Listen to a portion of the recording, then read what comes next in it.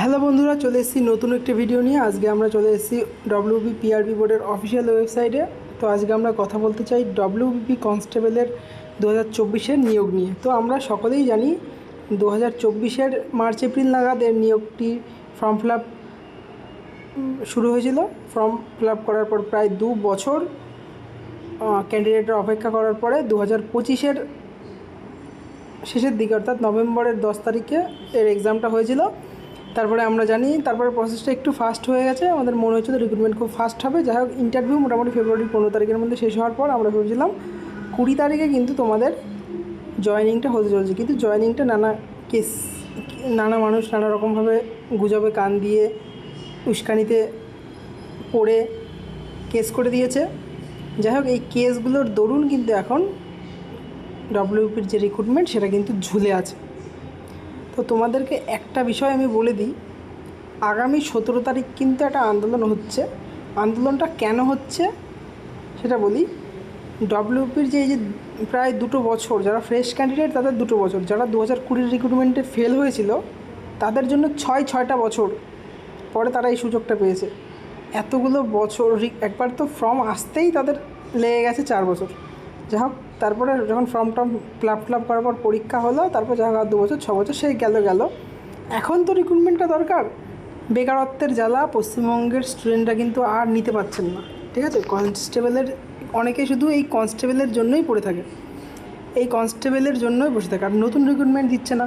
এমন একবার প্রিপারেশনের একদম আমরা যখন পিক লেভেলে ছিলাম, মানে যখন কনস্টেবলের পরীক্ষাটা দিচ্ছি, কনস্টেবলের পরীক্ষা কেপির পরীক্ষা একসাথে যখন হলো, মানে যে প্রিপারেশন যারা আর কি চাকরি পাওয়ার জন্য যোগ্য তাদের তো প্রিপারেশনটা একদম পিক লেভেলে। আবার কি এমনকি মাঠও হয়ে গেছে। মাঠের জন্য প্রস্তুতি, শুধু পড়াশোনা করলেই তো চাকরি পায়নি, তারা চাকরি পাবে না, মাঠেও প্রিপারেশন নিতে হয়েছে, মাঠেও পাস করেছে। তাহলে সেই সমস্ত ক্যান্ডিডেটরা এত পরিশ্রম করার পরেও যখন তাদের যোগ্য নির্বাচনটা হয় না, তখন তো খুব খারাপই লাগে। আবার এখন তো রিক্রুটমেন্টটা পুরোপুরি আটকেই আছে। কী হবে, ভবিষ্যৎ কী তার কোনো শুয়ে নেই। যদি ফেব্রুয়ারিতে রিক্রুটমেন্টটা হতো, মোটামুটি 6 মাসের বেতন 1,36,000 টাকা হতো, 22,700 টাকা করে। তো এই সমস্ত কারণবশত আগামী 17ই আগস্ট কিন্তু আন্দোলনটা হতে চলেছে। তো আমার একটা দাবি আলামিন স্যারের কাছে, যে চিরঞ্জিত স্যারের প্রতি আপনার কী রাগ আছে কী আছে জানি না, তবে আপনি যদি এই আন্দোলনে আসেন তাহলে কিন্তু এই আন্দোলনটা সাফল্যমণ্ডিত হবে।